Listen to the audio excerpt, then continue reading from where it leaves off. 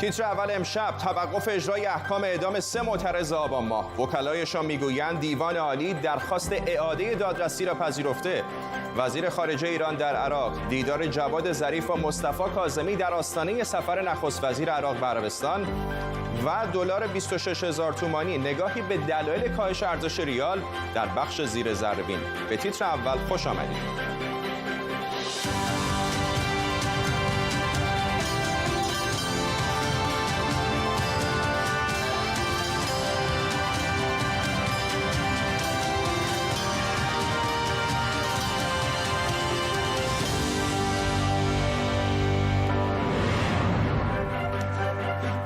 سلام بر شما. وکلای 3 نفر از معترضان آبان که به اعدام محکوم شدند اعلام کردند که دیوان عالی درخواست بررسی مجدد پرونده را پذیرفته. در اطلاعیه وکلای امیرحسین مرادی، سعید تمجیدی و محمد رجبی آمده که اجرای حکم اعدام موکلین تا زمان تعیین تکلیف نهایی این پرونده متوقف شده. دقایق پیش بابک پاکنیا، یکی از وکلا، درباره توقف حکم چنین گفت: درخواست تقدیم دیوان عالی کشور شد. همه وکلا درخواستاشون رو به دیوان تقدیم کردن و با پذیرش درخواست اعاده دادرسی موضوع در شعبه هم‌ارز رسیدگی خواهد شد و با توجه به اینکه مجازات سالب حیات در این پرونده هست، خود به خود با پذیرش اعاده دادرسی اجرای حکم هم متوقف میشه و الان اجرای حکم متوقف شده و به پرونده رسیدگی خواهد شد و ما بسیار امیدواریم که با توجه به ادله بسیاری که در پرونده هست و البته همچنان هم که پیش می‌ریم و بیشتر مطالعه می‌کنیم احساس می‌کنیم که موارد دیگه هم وجود داره که مجموعاً به نظر میرسه در ماهیت امر هم احتمال در واقع نقض این حکم اعدام وجود داره.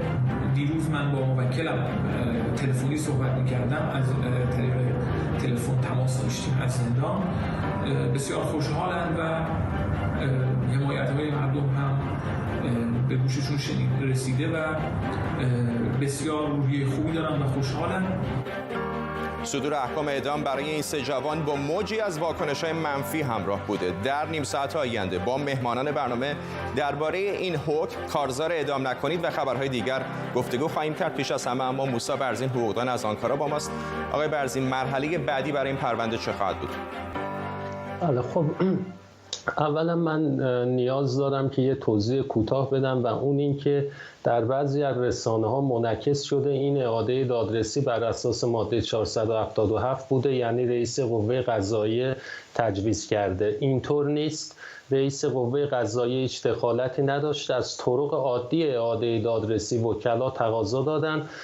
خب اما مرحله بعدی چطور میتونه باشه؟ بر اساس ماده 474 وقتی که دیوان عالی قبول کرد اعاده دادرسی رو، ابتدا اجرای حکم رو متوقف میکنه که شده، بعد وارد رسیدگی میشه که آیا این حکم درست بوده یا نه. اگر تشخیص داد که درست نبوده، نقض میکنه و برمیگردونه به دادگاه تا اعاده دادرسی بشه. اعاده دادرسی همونطوری که از اسمش مشخص است، یعنی از دوباره دادرسی تجدید میشه، انگار که از نو دادرسی در مرحله دادگاه شروع شده. حالا این به این معنا نیست که حتما اگر نقض شد اون دادگاهی که داره دوباره رسیدگی میکنه یک رأی دیگه رو باید بده یا مثلا اعدام رو باید نقض کنه. اینطور نیست.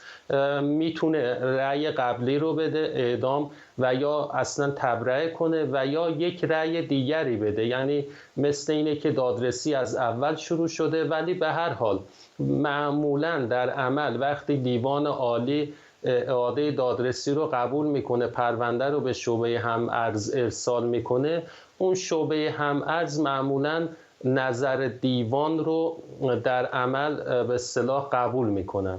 ممنونم از شما. موسی برزین، حقوقدان از آنکارای ترکیه با ما. حتما در جریان هستید. در روزهای اخیر بسیاری از هنرمندان و شخصیت‌های مشهور ایرانی به کارزار اعدام نکنید پیوستند، اما شماری از آنها با فشارهای مختلف از سوی نهادهای امنیتی و حکومتی روبرو شدند. رویا نونهالی و امین حیایی، 2 بازیگر ایرانی که هشتگ اعدام نکنید را بازنشر کرده بودند، به دنبال اخطار صدا و سیما ناچار به پاک کردن پست‌های خود در اینستاگرام شدند. مهتاب قربانی شاعر در پاریس با ماست. خانم قربانی، فکر می‌کنید چقدر هنرمندان نقش داشتن در به نتیجه رسوندن و پر کردن شبکه‌های اجتماعی از این هشتگ اعدام نکنید؟ سلام عرض می‌کنم خدمت شما و مخاطبینتون. لازم توضیح بدم که این مردم بودن که هنرمندها رو با خودشون همراه کردن در واقع، و در ابتدای امر هنرمندها نقشی در این هشتگ نداشتن، اما خب بعدتر با بالا رفتن هشتگ و اینکه ما دیدیم هی هشتگ داره منتشر میشه، به هر حال هنرمندها هم نقش بسیار مهمی داشتن و به نوبه خودشون در این هشتگ شرکت کردن و خب کارشون خیلی ارزشمند بود. فکر میکنید که چه دلیلی داره که صدا سیما و به طور کلی حکومت ایران اینقدر حساس هست روی هنرمندانی که دارن این هشتگ رو به اشتراک میذارن؟ خب دو تا جنبه داره واقعا. اول اینکه خب خیلی از این هنرمندها در واقع ساخته و بزرگ شده همین رژیم هستن و این یعنی در این رژیم بزرگ شدن و پا گرفتن و این رژیم خیلی میترسه از ریزش اینکه هنرمندهاش ریزش بکنن به سمت مردم.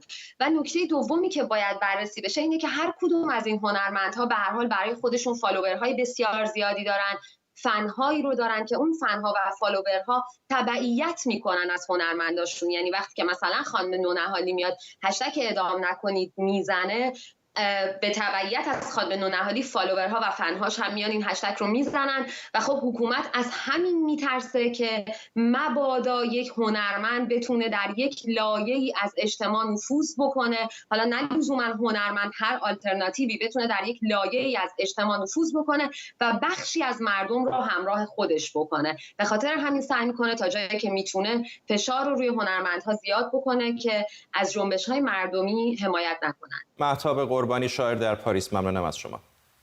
امروز صبح وزیر خارجه ایران به بغداد رفت. در این سفر جواد ظریف با مصطفی کاظمی نخست وزیر تازه عراق دیدار می‌کند. کاظمی که به میانجیگری در مسائل سیاسی شهرت دارد، قرار است فردا به عربستان سعودی سفر و بعد از آن به تهران برود. آقای ظریف در ابتدای ورودش به بغداد از محل کشته شدن قاسم سلیمانی هم دیدن کرد. ما موضوعات منطقه‌ای را بررسی کردیم و تاکید کردیم بر همکاری‌های دو کشور بر حل و فصل این مسائل. شهید قاسم سلیمانی و شهید ابو مهدی المهندس که دو سردار بزرگ بودند و با تروریستان مبارزه کردند و جنگیدند و از منافع دو کشور دفاع کردند. ما موضوع ترور آنها را با همکاری دو کشور پیگیری می‌کنیم و همچنین تاکید می‌کنیم بر تمامیت ارضی عراق. عراق مهمترین نقطه نفوذ حکومت ایران در منطقه محسوب میشه و به صحنه زورآزمایی ایران با عربستان سعودی و آمریکا هم بدل شده. عراق برای تامین برق و همینطور بعضی از اقلام مورد نیازش از مواد غذایی گرفته تا خودرو به ایران نیاز داره. از طرف دیگه ایران هم شبه نظامیان طرفدار خودش رو در عراق داره که مثل اهرم فشار عمل میکنه، مثل کتائب حزب الله. ایران همینطور در بخش مهمی از مجلس و قوه مجریه عراق نفوذ داره و از بعضی احزاب سیاسی هم پشتیبانی میکنه. موضوع دور زدن تحریم‌های آمریکا با استفاده از تجارت در عراق هم از موضوعاتیه که در رابطه ایران با عراق مورد توجهه.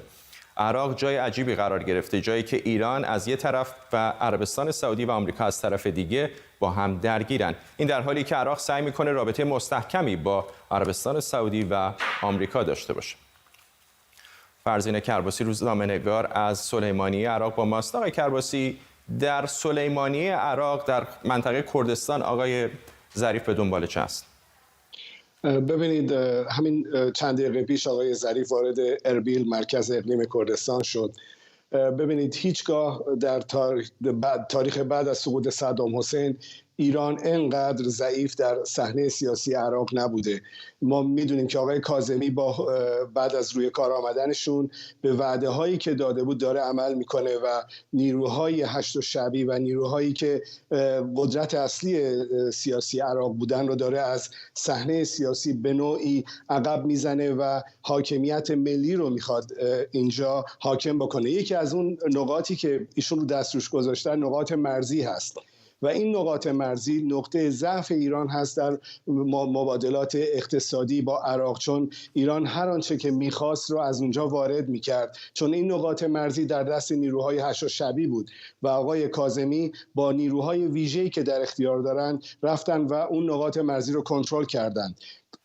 اقلیم کردستان جایی هست که امید ایران هست برای اینکه بتونه آنچه که میخواد رو از آنجا وارد بکنه و اصطلاحاً مرکزی بود برای تامین دلار هم برای ایران. میدونید که تامین دلار از 2 نقطه برای ایران در این 1 سال و اندی گذشته بعد از فشار حداکثری که به ایران وارد شد تامین میشد. یکی سلیمانیه بود، یکی هرات افغانستان. و اقلیم کردستان الان یک حساسیت خاصی برای ایران داره و سفری که آقای ظریف دارن به کردستان عراق در واقع تحکیم این ارتباط اقتصادی هست برای ایران. ممنونم از شما. فرزین کرباسی، روزنامه‌نگار از سلیمانیه با ما.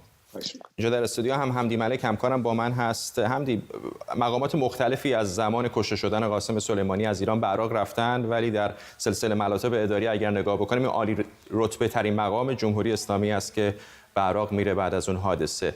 از نظر امنیتی الان چه موقعیتی ایران در عراق داره بعد از کشته شدن سلیمانی؟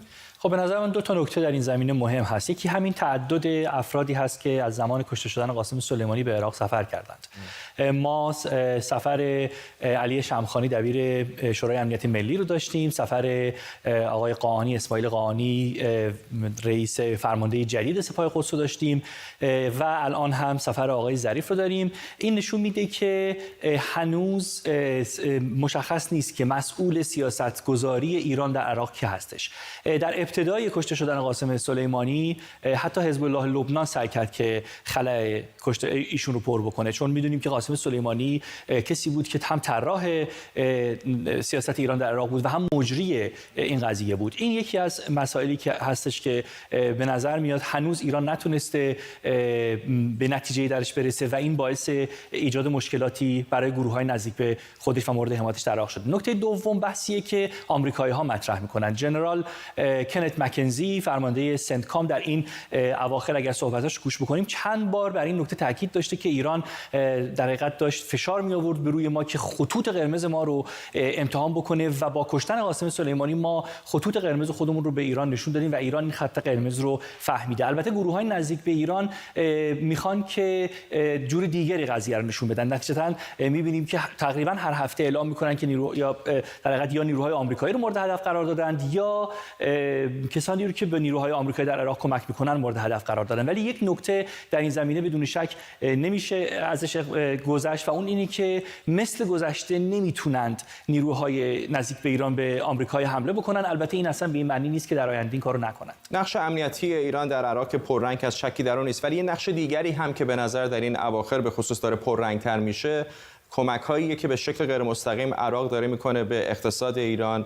تراکنش‌های مالی زیادی هست. الان شرایط چطور هست اونجا؟ خب در 3 سطح ایران از لحاظ اقتصادی در عراق فعال هست. یک سطح کالاهای استراتژیکی مثل برق و گاز که برای عراق هم خیلی مهم هست و معافیت اون رو داره به شکل مستمر از آمریکا یعنی بعد از هر چند ماه داره میگیره. در لول دوم کالاهایی هست که خودت هم در بخش خبر در خبر گفتی که اون کالاهای روزمره‌ای هست که مردم عراقی مصرف می‌کنن که عراق البته توانایی رو داره که اون کالاها رو از جای دیگه تامین بکنه.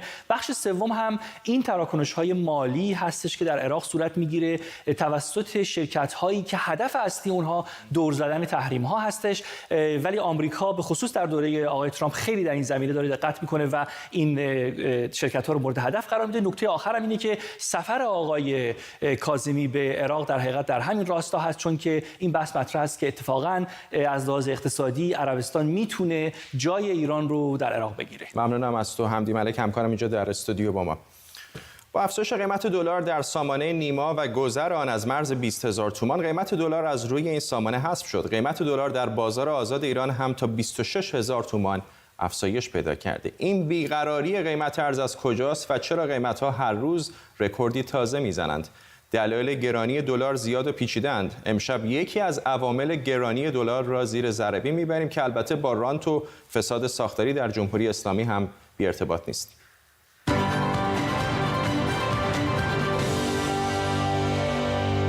فقط خواجه حافظ شیرازی که از بحران دلار تو ایران خبر نداره. این نمودار قیمت دلار رو بعد از انقلاب تا الان نشون میده. خط آبی قیمت بازاره. تازه سال 60 سه رقمی و 100 تومان میشه. سال 74 50% بالا میره و میشه 407 تومن، ولی هنوز به 500 تومن نرسیده. سال 89 برای اولین بار 4 رقمی و میشه 1000 تومن. اما از سال 90 که نوسانات اصلی شروع میشه، سال 97 به 6000 تومان میرسه و اوایل مهر همون سال تا 19000 تومان هم بالا میره و امروز هم که خبر دارید به بالای 26000 تومان رسیده.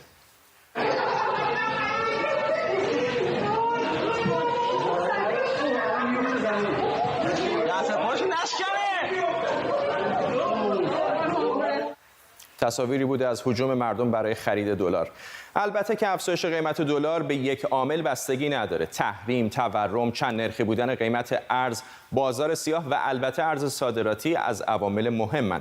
حالا یه عده میگن ارز صادراتی توی این میدون نقش هافبک وسط رو داره و میتونه کل بازی رو تغییر بده. دسته دوم میگن ارز صادراتی نقش چندان مهمی نداره و راحت میشه نشوندش روی نیمکت. یک دیدگاه سوم هم هست که میگه باید اصلا مربی رو عوض کرد.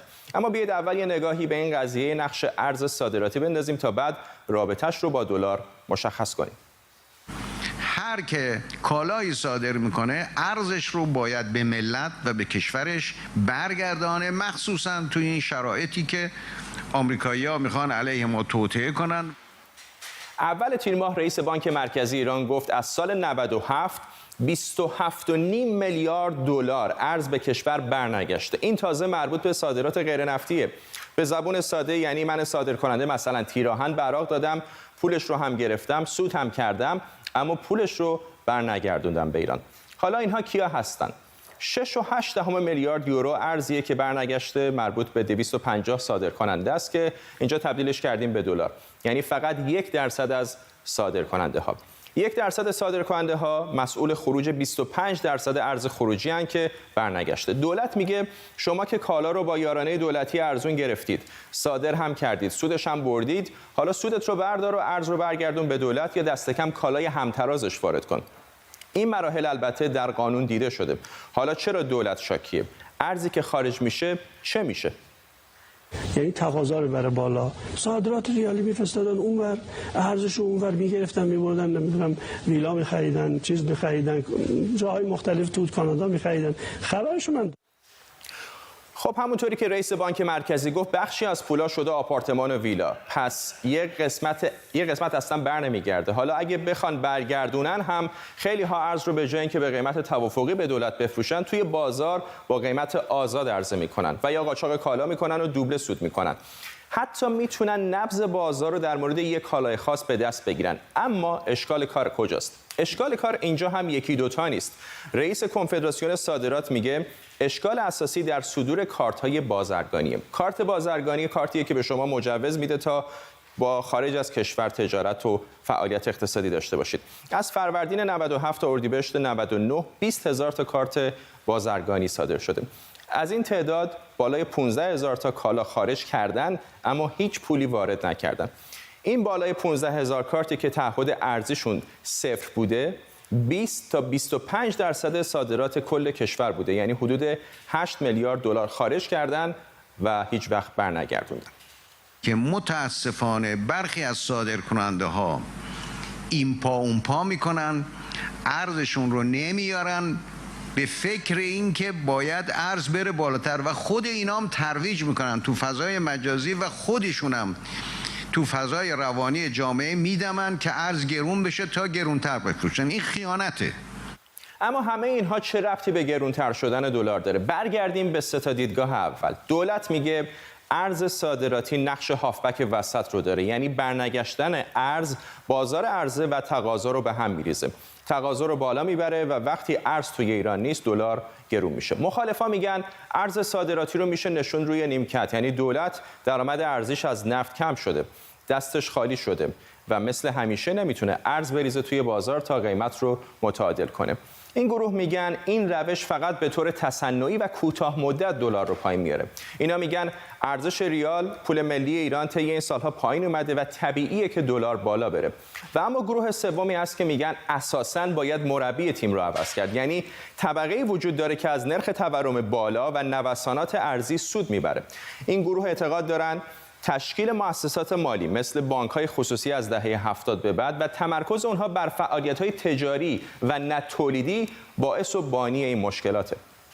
اینا صادرکننده واقعی نیستن، اینها اون در واقع افراد فرصت طلبی هستند که با نیت عدم بازگشت ارز حاصل از صادرات اومد این افراد رو آوردن جلو. قوه قضاییه یکی از کارهای بسیار خوبی که در واقع دوره انجام داده شناسایی اون افراد متقلب است که در واقع پشت پرده است.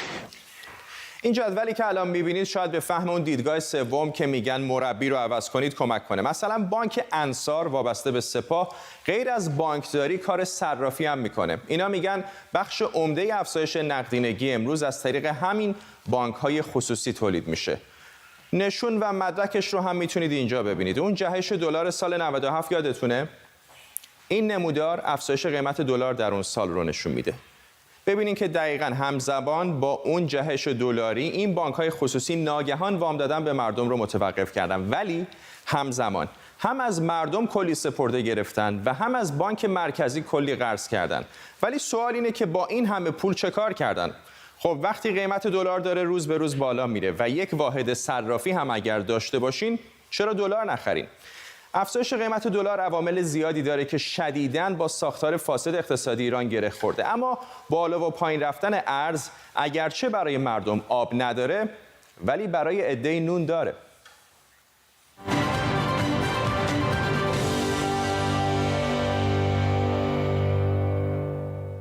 همکارم آرش آذرمی هم به ما پیوسته. آرش، در زیر ذره هم گفتیم دلایل افزایش قیمت دلار زیاده، بعضیاشو مختصر بعضیاشو مفصل توضیح دادیم. این دوره جدید به نظرت دلیل اصلیش چه بوده؟ خب فرزاد، همونطور که گفتید تئوری غالبی که اقتصاددانای ایرانی در این سالها نمودار اول نشون دادیم، مسئله افزایش نرخ ارز مسئله یکی دو سال نیست. تئوری غالب این هست که ریال داره ارزشش رو از دست میده به دلیل تورم مزمن دو رقمی در ایران و نتیجتا دلار گرون میشه. حالا در مقاطعی که دولت و بانک مرکزی دسترسی به دلارهای نفتی دارن اون رو به بازار تزریق میکنن، اما وقتی که ندارند و در واقع قیمت رو به صورت تصنعی پایین میارن، وقتی ندارن نمیتونن این کار رو انجام بدن. حالا الان به دلیل در واقع کووید 19 و همچنین مسئله رفتن ایران به لیست سیاه FATF دیگه مسئله فقط ارزهای نفتی نیست، ارزهای غیر نفتی هم بر نمیگرده. یه بخشیش نخواستن هست، یه بخشیش نتوانستن. در گزارش به خوبی نکاتش رو گفتی. بسیاری از صادرکننده‌ها ارز رو نمیخوان برگردونن، بعضی هم نمیتونن برگردونن به همون دلایلی که بهش اشاره کردم و اون هم مزید بر علت شده که عملاً کاهش عرضه رو در بازار داشته باشیم و نهایتاً این وضعیت افزایش قیمت دلار در وضعیت فعلی. ممنونم از آرش آذرمی خبرنگار ما در لندن. ترکیه پروازهایش به ایران و افغانستان را متوقف کرده. این تصمیم به دنبال اوج گرفتن موج دوم کرونا صورت گرفته. لیلی نیکفر از استانبول گزارش می‌دهد. هفته گذشته که شرکت هواپیمایی ایرانت خبر از آغاز مجدد پروازهای این شرکت به ترکیه داد، اعلام کرد که این پروازها با هماهنگی دولت ترکیه فعلا از تهران به مقصد استانبول شروع میشن و شروع کرد به فروش بلیط‌هایی به مقصد استانبول. از طرفی خب شرکت‌های هواپیمایی ماهان و قشم ایر هم بلیط‌هایی از تهران به استانبول فروختن. امروز این خبر تایید شد که دولت ترکیه موافقت نکرده با این موضوع و پروازها مجددا لغو شدن و گفته شده که باید بلیط‌های فروخته شده در واقع مبالغش استرداد بشه به مشتریان. ترکیه نگران این هست بیشتر که این موج جدید شیوع کرونا با توجه به اینکه کیس‌های کرونا در ایران رو به افزایش هست مجددا دامن ترکیه رو بگیره. ترکیه داره سعی میکنه که اعتماد توریست‌های اروپایی رو جلب کنه، به خاطر اینکه بخش عمده توریست هدف ترکیه که برای ترکیه درآمدزایی داره توریست‌های اروپایی هستن. همین الان هم ترکیه با خیلی از کشورهای اروپایی به صورت مستقیم داره مذاکره میکنه که بتونه به اونها این اطمینان رو بده که به ترکیه بیان برای سفرهای تابستونی. لیلی نیکفر بود خبرنگار ما در استانبول ترکیه. حمید بقایی معاون اجرایی رئیس جمهوری در دوران احمدی نژاد امروز به دفتر روزنامه شرق رفته تا به مطلبی درباره خودش اعتراض کند. بعضی از رسانه‌ها با انتشار تصاویری گفتند که بقایی دفتر روزنامه شرق را تخریب کرده بقایی به اتهام تصرف غیرقانونی اموال دولتی به 15 سال زندان محکوم شده ولی الان در مرخصی است. روزنامه شرق گزارشی را چاپ کرده و نوشته بود که چون در مرخصی از زندان دچار حادثه رانندگی شده قرار نیست به زندان بازگردد. مدیر مسئول این روزنامه گفته بقایی امروز تلویزیون دفتر او را هم شکسته.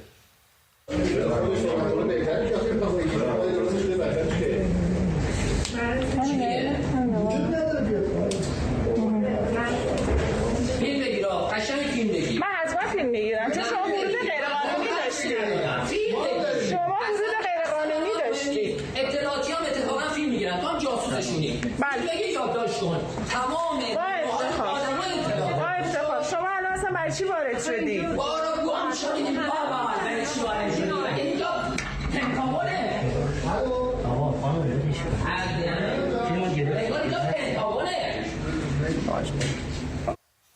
و به این ترتیب میرسیم به پایان تیتر اول امشب. تا ساعتی دیگر میتونید این برنامه رو در یوتیوب هم ببینید.